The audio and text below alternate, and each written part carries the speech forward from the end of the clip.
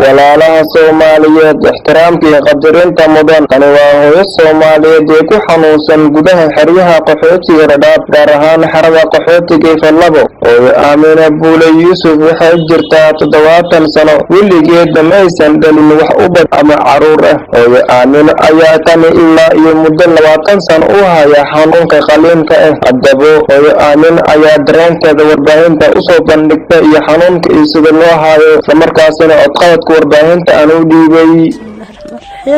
اللي عاويان ربا عنق مثلا مقعد دواء يسعط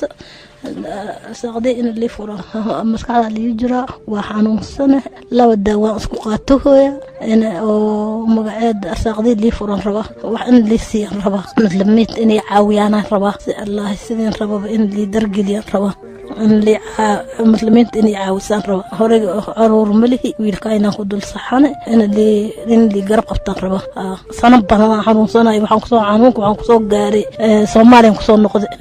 إلى إيه سومالي حنون سنة إلى إيه سومالي حنون سنة نكي وحي وطر وإن نحريستي سدقش لله إلهي عوض وقاضة أنا لله إلهي وحيسي إيمانك إسلام نمد الله يوسو خير الله يدنبلا سير الله يقفت قلبك الله يسو نقي لله إلهي وحيسي خلي سو كالماء المسلمين تهي كالماش وح الله وادين دعوينا نكي وحيسي وأدعوينا نكي إيه نحريس ودقش أنت لا أسكجوا ويلكاين لا أساقسي أنت لا أسكجوا عندنا صريت أنا تمقدو عندنا دي سوبي مقام وح ضد أهم إيه أنا وح ضد أهم إيه أوه هو كان كيس لها يعني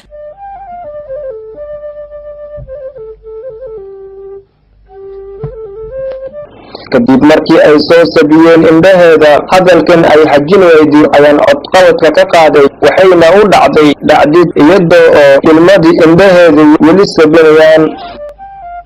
intaa kadib waxaa inoo suurto gashay in aan wax ka warsano mid ka mid ah ehelkii hooyo Aamino عجز 20 سنة وسوها إلى صاحبتي 20 سنة وسوها هاي هرت مركو وريش قلل كده حوجا وإلى النوش يسير ويرد أنت الحمد لله قد إله رجل هذين سكر وسيدر سنتي داود سكرت قاعدة هذين هذا إله رالك النقض وأمسك مام إله غفور رحيم كوباهن ذات الإسلام كجرجار وحي جارسين كرن وباهن دي إله غفور رحيم كأز أوجلاده حال كيسة سويدن عن لهن وحي إله غفور رحيم كأنا ديك سوق هذا ولا الكيدان هاي أنا وحن كهجرسنا عن لهن دي إله غفور رحيم كأز أوجلاده marka sidaas xaalkeeda maamadan 20 sano waxa soo qabanayay cudur qalal la dhaho oo la dhaciisa oo ilaa qofradin waxa uu sii darsamay cudur ay dhahan dhiikar iyo sokor hada daawadaas ay qaadataa dadka islaamka ee gargaar waxay u fidin karaan awlaadna ma haysato qof iska miskiin ah anaga ina la nooshahay ilaa qofur raximka ay raali ka noqdo dadka islaamka aad bay gargaar ugu rajeynaysaa diilaha ugu soo qaad dadkan 20 sano ay xanuunsan tahay dadka islaamka oo adduunka darfaha caalamka meel kasta ay kala joogaan waxaan u baahanahay dadka islaamka inay caawiyaan qalal baahaya ifatu ay ku nooshahay cudurkaas qalal ka haya haddana sokora ugu sii darsantay cudurro kala duwanahay aad ay u dhibaataysan tahay dadka islaamka waxa la rabaa inay caawiyaan هذه إله غفور رحيم وأسأل هذا ذات الإسلام وعطسنينا عطف بوحة ودرينا وح الله وحي إلهي كسوق هذا وكعاوي كرائن وكعاويان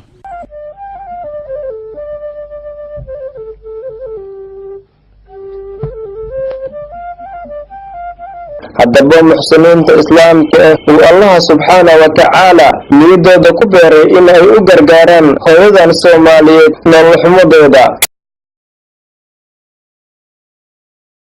arsiyan deeqda ay ku sadaqaystaan hooyo Aamina Buule Yuusuf waxayna ku soo hagaajin karaan telefoon lambarka uu yahay 0795912533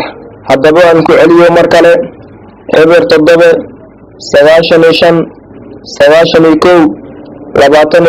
0795912533 waan gaarsin doonaa amaanadiina maanta wax baxso biri ayay ku anfacaysaa insha Allah